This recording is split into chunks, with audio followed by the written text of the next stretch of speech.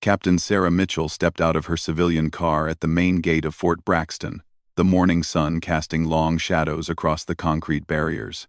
She had deliberately chosen to dress in plain clothes today, wanting to observe the base's security protocols without the immediate recognition that came with her uniform.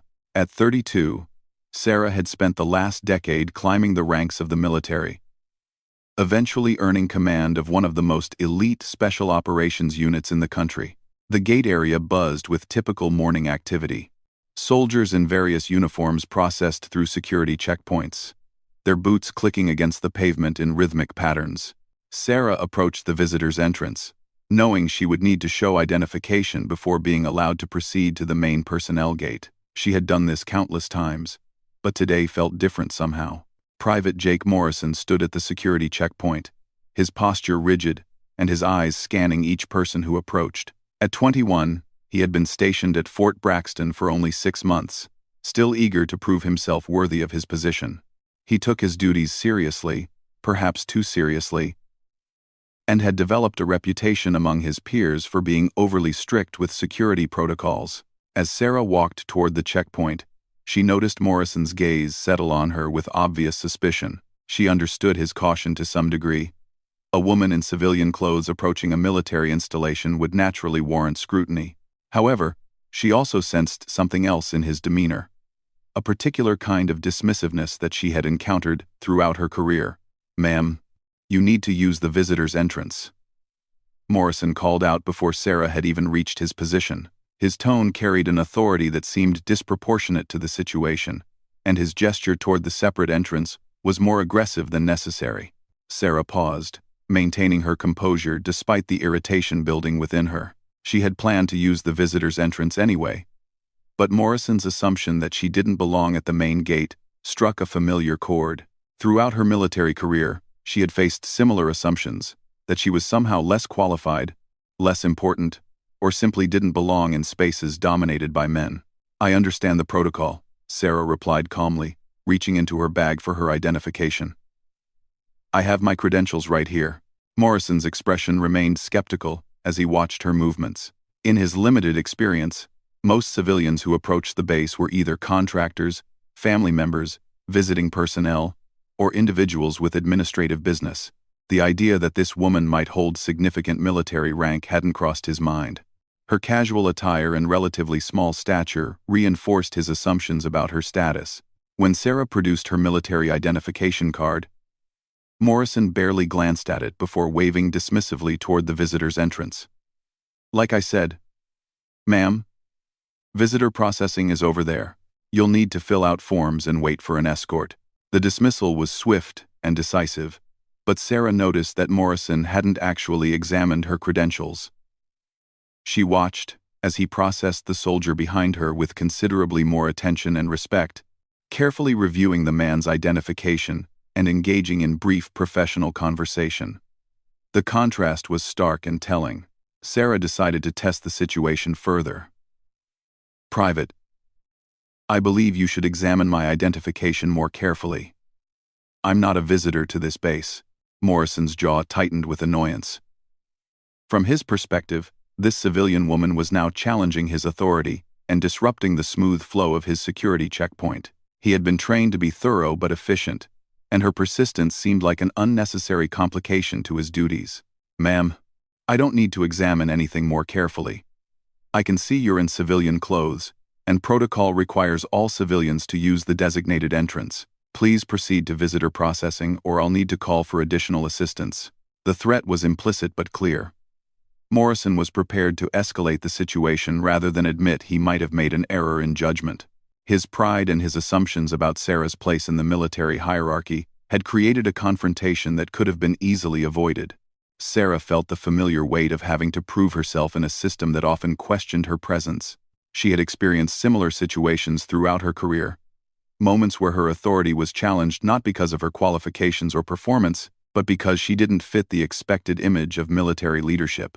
Each incident had taught her valuable lessons about patience, strategy, and choosing her battles wisely. Other soldiers began to notice the developing tension at the checkpoint. Some recognized the signs of a brewing confrontation, while others simply wanted to process through security without delay. The morning routine that usually flowed smoothly had hit an unexpected obstacle, and the ripple effects were beginning to spread through the gate area. Sarah made a calculated decision. Rather than immediately assert her rank and potentially embarrass the young private, she chose to follow his directions and proceed to the visitor's entrance. This decision wasn't born from weakness or acceptance of his treatment, but from a deeper understanding of leadership and the importance of handling such situations with strategic thinking. As she walked toward the visitor's entrance, Sarah reflected on the countless times she had faced similar challenges. From her early days as a second lieutenant, when senior NCOs questioned her orders, to recent incidents where foreign military officials assumed she was an aide rather than a commanding officer, each experience had shaped her approach to leadership and her understanding of the obstacles women faced in military service.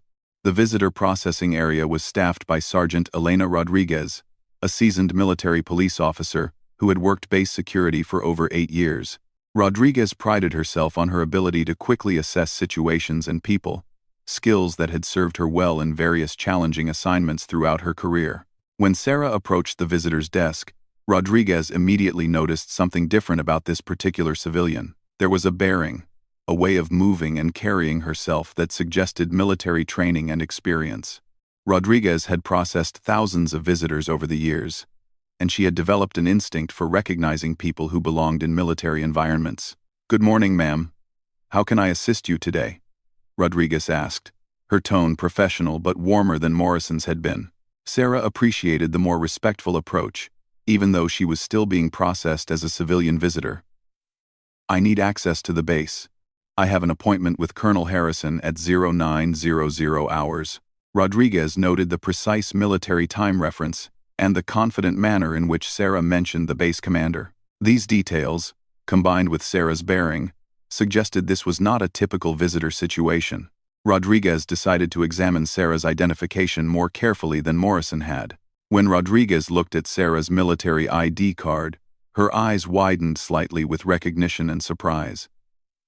The card clearly identified Sarah as Captain Sarah Mitchell, United States Army, with security clearances that indicated special operations involvement.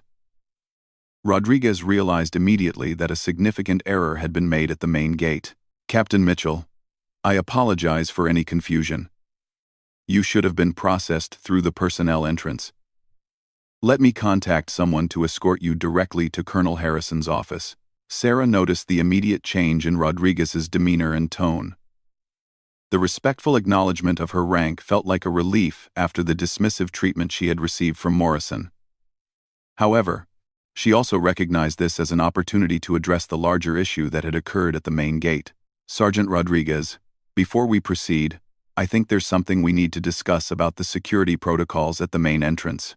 Rodriguez sensed the seriousness in Sarah's tone and gave her full attention. As an experienced NCO, she understood that when an officer wanted to discuss protocols, it usually meant something significant had gone wrong.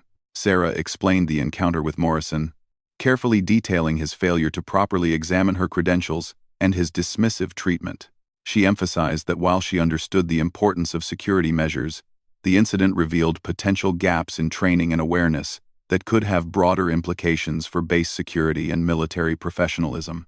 Rodriguez listened carefully, recognizing both the immediate problem and its larger implications. Morrison's behavior wasn't just a matter of poor customer service. It represented a failure to follow proper security protocols and demonstrated biases that could compromise base operations. She knew this incident would need to be reported and addressed through appropriate channels. As they discussed the situation, Sarah found herself reflecting on the broader patterns she had observed throughout her military career. Morrison's assumptions weren't isolated incidents, but part of a larger challenge that many women in the military faced regularly. The assumption that women in civilian clothes couldn't hold significant military positions was just one example of the subtle barriers that continued to exist within military culture. Sarah's thoughts turned to her own unit, the elite special operations team she commanded. Her soldiers knew her capabilities and respected her leadership, but that respect had been earned through years of proving herself in increasingly challenging situations. She had excelled in Ranger School, completed multiple combat deployments, and demonstrated tactical brilliance in operations that remained classified. Yet despite these achievements, she still encountered situations like this morning's incident at the gate. Rodriguez completed the necessary paperwork to process Sarah's entry to the base, but both women understood that the real work was just beginning. The incident with Morrison would need to be addressed not just as an individual failure, but as an opportunity to examine and improve the broader culture and training systems that had allowed such assumptions to persist. As Sarah prepared to proceed to her meeting with Colonel Harrison, she realized that this morning's experience would likely become another teaching moment in her ongoing efforts to create positive change within the military system. She had learned long ago that effective leadership often meant turning obstacles into opportunities for education and improvement. The morning sun had climbed higher in the sky, and the base was fully alive with activity. Soldiers moved with purpose between buildings, vehicles navigated the internal road system, and the daily rhythm of military life continued uninterrupted. For most people on the base, this would be a routine day filled with training, meetings, and administrative tasks. But for Sarah, Morrison, and Rodriguez, this morning had already proven that routine days could contain important lessons about respect, assumptions, and the ongoing work of building a more inclusive and professional military culture. The real test would be what each of them chose to do with those lessons in the hours and days ahead. Colonel Harrison's office occupied a corner of the command building, its windows offering a view of the main parade ground, where soldiers conducted their morning physical training. At 55, Harrison had served in various leadership positions across multiple theaters of operation, and his experience had taught him the importance of addressing both operational excellence and personnel issues with equal attention. Sarah entered the office precisely at 0900 hours. Her civilian clothes now seeming oddly out of place in the formal military environment. Harrison rose from behind his desk, extending his hand in greeting with the respect due to a fellow officer, regardless of her current attire. "Captain Mitchell, thank you for coming in this morning. I trust you had no difficulties accessing the base?" Sarah paused momentarily, considering how to address the morning's incident. Her meeting with Harrison was scheduled to discuss upcoming special operations training exercises. But the gate encounter had raised issues that deserved command attention. "Actually, sir, there was an incident at the main gate that I believe warrants discussion. Perhaps we could address it before moving to our scheduled agenda?" Harrison's expression shifted to one of concern and attention. Throughout his career, he had learned that when competent officers brought incidents to his attention, they usually involved matters that could affect unit morale, operational security, or broader military professionalism. Sarah provided a detailed account of her encounter with Private Morrison, emphasizing the procedural failures rather than personal offense. She explained how Morrison had failed to properly examine her credentials, made assumptions based on her civilian attire, and demonstrated a dismissive attitude that could potentially compromise security protocols. Harrison listened carefully, taking notes and asking clarifying questions about specific details of the encounter. His concern was evident not just for the immediate incident, but for what it might reveal about broader training gaps or cultural issues within the base personnel. "Captain, I appreciate you bringing this to my attention. This type of incident reflects poorly on our base standards and suggests we may have training deficiencies that need immediate attention. With your permission, I'd like to investigate this matter thoroughly." Sarah nodded her agreement, emphasizing that her goal was improvement rather than punishment. She had encountered enough similar situations throughout her career to understand that sustainable change required education and systemic improvements rather than simply disciplinary action against individual soldiers. Meanwhile, at the main gate, Morrison continued his security duties, unaware that his morning encounter was being discussed at the command level. His shift supervisor, Staff Sergeant David Chen, had noticed the earlier tension at the checkpoint, but had been occupied with other security matters and hadn't inquired about details.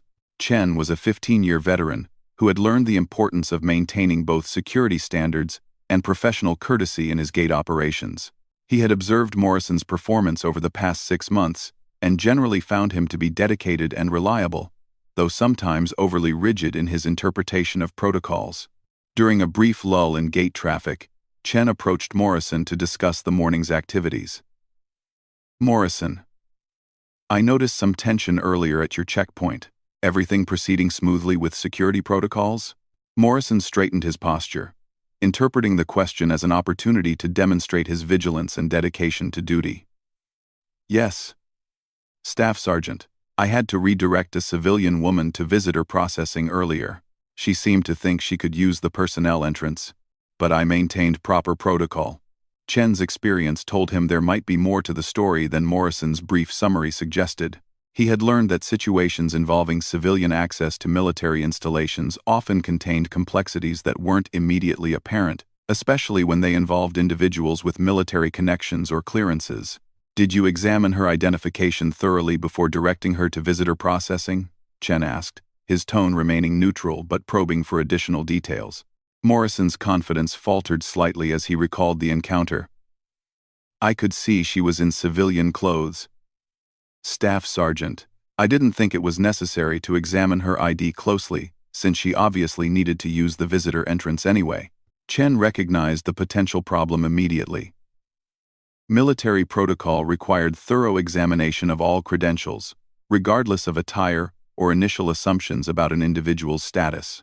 Morrison's admission revealed a significant procedural failure that could have serious implications for base security. Before Chen could respond further, his radio crackled with a call from the base command center requesting his immediate presence for a meeting regarding morning gate operations. The timing suggested that Morrison's encounter with the civilian woman had attracted command attention, which usually meant serious consequences were forthcoming. Chen instructed Morrison to continue his duties while maintaining strict adherence to all security protocols, then departed for the command center with growing concern about what he might learn regarding the morning's incident. At the command center, Chen met with Colonel Harrison, Sergeant Rodriguez, and Captain Phillips, the base security officer. The serious expressions on their faces confirmed Chen's suspicions that Morrison's encounter had involved someone of significant importance, or had revealed serious procedural violations. Colonel Harrison began the meeting by explaining that the morning's incident involved Captain Sarah Mitchell, a special operations commander who had been improperly processed at the main gate. The revelation hit Chen like a physical blow. Morrison had not only failed to follow proper protocol, but had done so with a high-ranking officer whose unit was critical to base operations. Captain Phillips outlined the security implications of the incident, explaining that failure to properly examine military credentials could compromise base security and operational security. The fact that Morrison had made assumptions based on civilian attire rather than following established protocols represented a serious training failure that needed immediate correction. Sergeant Rodriguez provided her perspective on the incident, emphasizing Captain Mitchell's professional handling of the situation and her focus on systemic improvement rather than individual punishment. Rodriguez had been impressed by Mitchell's leadership approach and her commitment to addressing the underlying issues rather than simply seeking disciplinary action. Colonel Harrison announced his decision to implement immediate retraining for all gate security personnel, with particular emphasis on proper credential examination and professional courtesy standards. He also requested that Captain Mitchell be invited to participate in the retraining program to share her perspective and help prevent similar incidents in the future. Back at his office, Sarah was reviewing files related to the upcoming training exercises when her phone rang with a call from Colonel Harrison's aide, requesting her participation in a base-wide security training initiative. The invitation confirmed her hope that the morning's incident would be used as a catalyst for positive change rather than simply punitive action. As Sarah considered her potential role in the retraining program, she reflected on similar situations she had encountered throughout her career. Each incident had provided opportunities for education and improvement, but success often depended on the willingness of leadership to address underlying cultural issues rather than just surface-level problems. Her thoughts turned to her own unit and the culture she had worked to establish within her special operations team. Creating an environment of mutual respect and professional excellence had required consistent attention to both major policy issues and seemingly minor interactions. Every conversation, every decision, and every response to unexpected situations contributed to the overall culture of the organization. Sarah realized that her participation in the retraining program could extend her influence beyond her own unit to impact the broader base culture. The morning's negative experience could become a positive force for change, if handled properly, potentially preventing other women from facing similar assumptions and dismissive treatment. The afternoon brought additional developments as word of the incident began to spread through unofficial channels within the base community. Soldiers often shared stories about gate encounters, security protocols, and interactions with command personnel, and Morrison's encounter with an unrecognized Special Operations Commander quickly became a topic of discussion. Some soldiers expressed surprise that Morrison had failed to properly examine credentials, while others shared their own experiences with assumptions and procedural shortcuts. The conversations revealed that the morning's incident was not entirely isolated but part of broader patterns in how security protocols were sometimes implemented. Master Sergeant Williams, a senior NCO who had worked closely with various special operations units, heard about the incident through the informal communication network. His immediate reaction was concern about the potential impact on relationships between special operations personnel and base support services. Williams had observed Captain Mitchell's leadership style during joint training exercises and had been impressed by her tactical knowledge and team management skills. The idea that she had been dismissed and disrespected at the base gate troubled him both professionally and personally. He decided to seek out Staff Sergeant Chen to discuss the incident and its broader implications for base operations. Williams understood that special operations units required seamless coordination with base support services, and incidents like this morning's encounter could create unnecessary friction and complications. Chen welcomed the discussion with Williams, recognizing that senior NCOs often provided valuable perspectives on training issues and cultural challenges. Together, they began developing ideas for improving gate security training, while also addressing the underlying assumptions that had contributed to Morrison's failure. Their conversation highlighted the complex challenge of maintaining security standards, while also ensuring that all personnel, regardless of gender or appearance, were treated with appropriate respect and professionalism. The solution would require both better training and ongoing cultural reinforcement at all levels of the organization. As the day progressed, Captain Mitchell found herself at the center of a growing discussion about military culture, security protocols, and leadership responsibility. What had begun as a simple attempt to enter the base had evolved into an opportunity for meaningful organizational improvement. The afternoon sun cast different shadows across the base as soldiers concluded their daily duties and prepared for evening activities. For most personnel, the day had proceeded routinely, filled with training, administrative tasks, and normal military operations. But for a growing number of people on the base, including Sarah, Morrison, Chen, Harrison, and Williams, the day had become a catalyst for important conversations about respect, assumptions, and the ongoing work of building a truly professional military culture. The real test would be whether these conversations would lead to lasting positive changes in attitudes and behaviors. 3 days later, the base auditorium filled with security personnel from all shifts and various units for the mandatory retraining session that Colonel Harrison had ordered. The morning light streamed through the high windows, illuminating rows of soldiers who represented different levels of experience. From new recruits like Morrison to seasoned veterans with decades of service. Captain Sarah Mitchell stood at the side of the stage, reviewing her notes for the presentation she would deliver as part of the training program. She had spent considerable time preparing her remarks, focusing on constructive lessons rather than personal grievances, and emphasizing the broader importance of professional military standards in all interactions. Private Morrison sat in the third row, his stomach tight with anxiety about facing the officer he had dismissed at the gate. Over the past 3 days, he had learned more about Captain Mitchell's background and accomplishments, information that made his assumptions and behavior seem even more inappropriate and embarrassing. The revelation that Mitchell commanded an elite special operations unit had shocked Morrison. He had discovered that she held multiple combat decorations, had completed some of the military's most challenging training programs, and was respected throughout the special operations community for her tactical expertise and leadership abilities.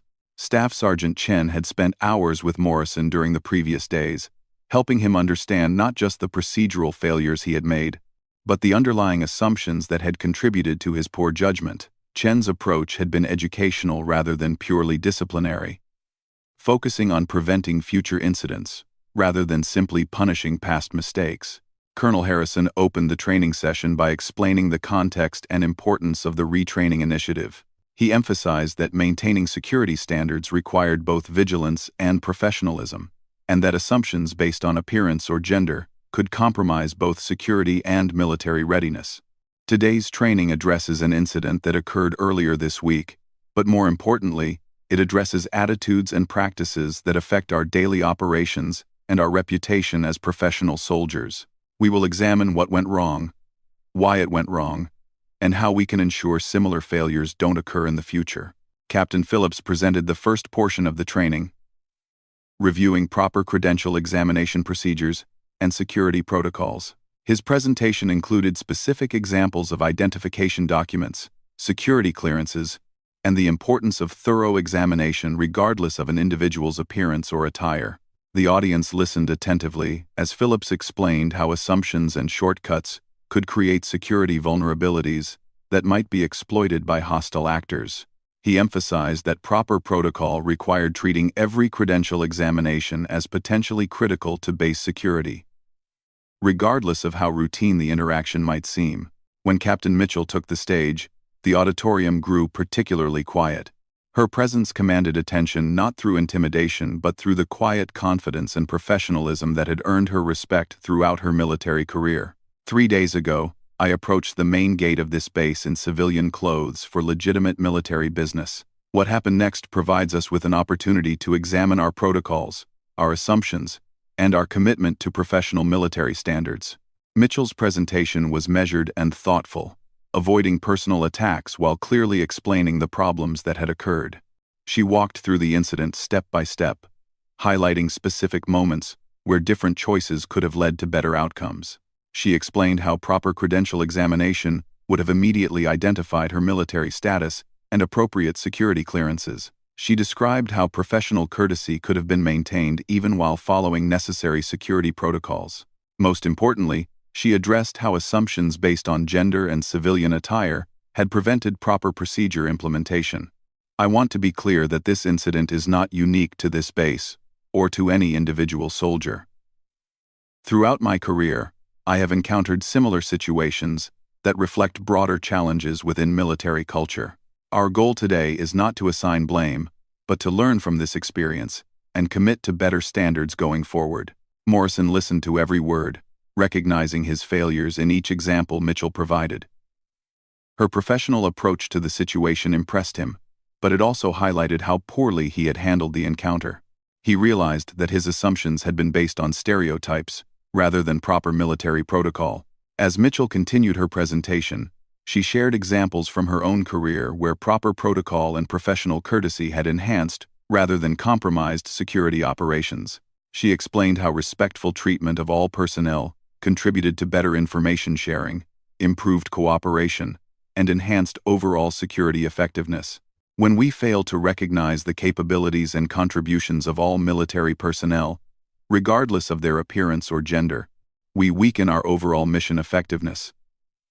Special operations depend on seamless coordination with support personnel, intelligence analysts, logistics specialists, and security teams. Dismissive attitudes toward any team member compromise the entire operation. The presentation included interactive elements where audience members discussed scenarios and proper responses. Mitchell facilitated these discussions with the same skill she brought to tactical planning sessions, encouraging participation while guiding the conversation toward productive conclusions. During one scenario discussion, Sergeant Rodriguez shared her perspective on the incident, explaining how proper credential examination had immediately revealed the procedural failure that had occurred at the main gate. Her comments reinforced the importance of following established protocols regardless of initial impressions or assumptions. Master Sergeant Williams contributed his observations about the relationship between base security and special operations effectiveness. His comments helped the audience understand that security procedures affected not just immediate base protection but broader military missions and objectives. As the training session progressed, Morrison found himself gaining a deeper understanding of both the specific failures he had made and the broader implications of those failures. He began to see how his assumptions reflected cultural attitudes that extended far beyond individual interactions.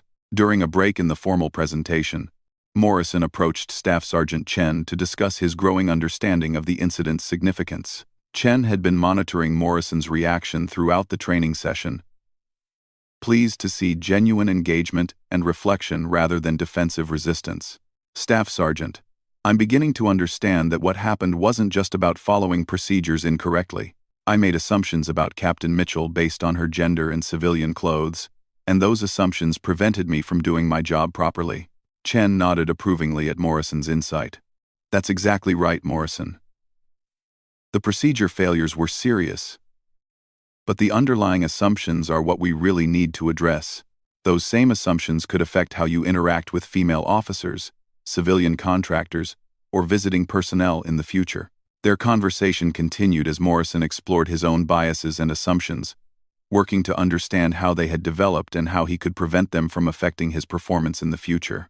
Chen's patient guidance helped Morrison see the path toward becoming a more effective and professional soldier. When the formal training session resumed, Captain Mitchell invited questions and discussion from the audience.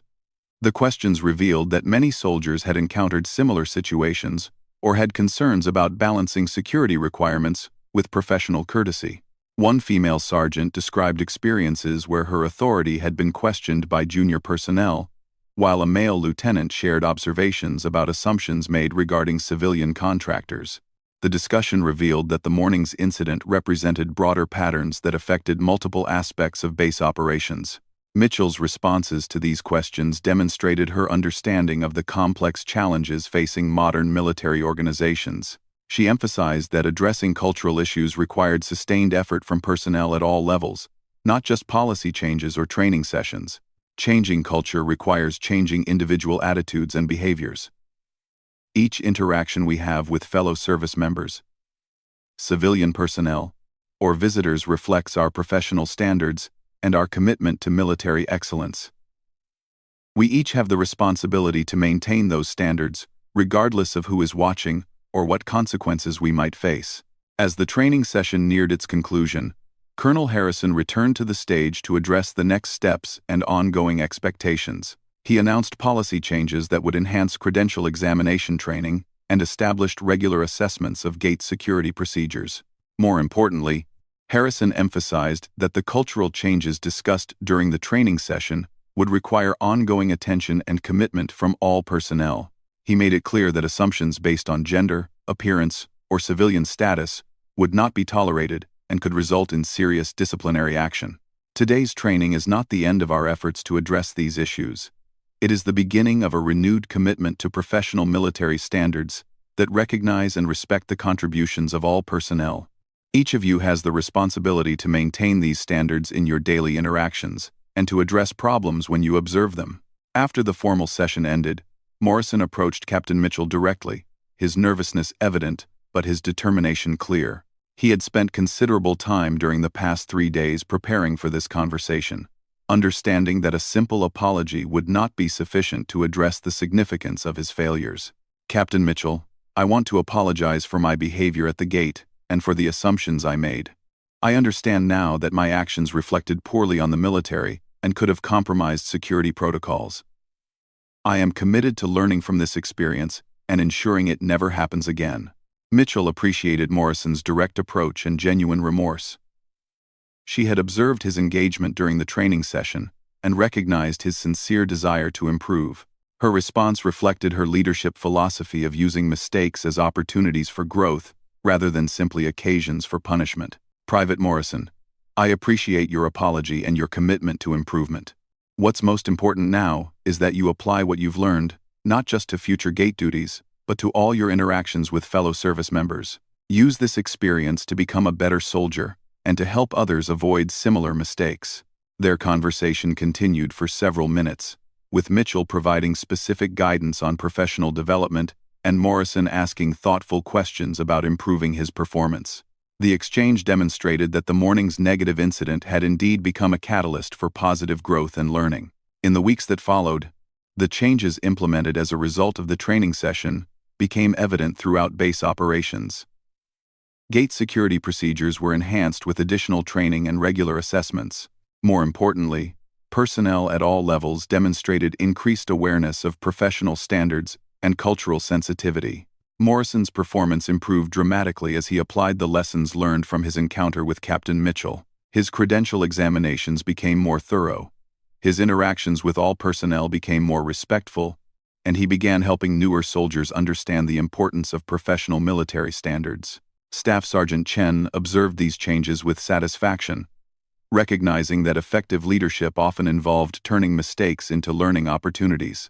The incident had challenged his own assumptions about training and supervision, leading him to implement more comprehensive preparation for gate security personnel. Captain Mitchell continued her special operations duties while also participating in additional training programs designed to address cultural issues throughout the base.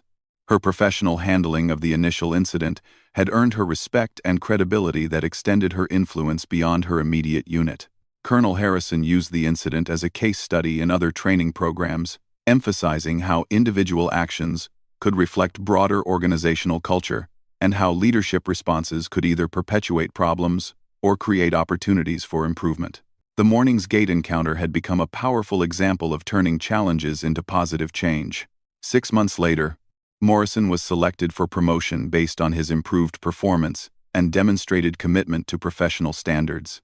His transformation from the soldier who had dismissed Captain Mitchell to a model of military professionalism had impressed his supervisors and earned recognition throughout the base.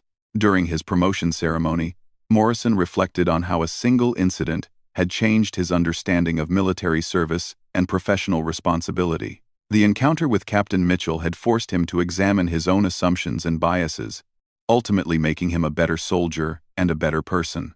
Captain Mitchell attended the promotion ceremony, her presence serving as a reminder of how professional leadership could transform negative experiences into opportunities for growth and improvement. Her handling of the original incident continued to serve as an example of effective leadership that focused on solutions rather than simply problems. The base had indeed changed as a result of that morning's encounter at the gate. Security procedures were more robust, cultural awareness had improved, and personnel at all levels demonstrated greater commitment to professional military standards. What began as a moment of disrespect and assumption had become a catalyst for meaningful organizational improvement that would benefit the base community for years to come.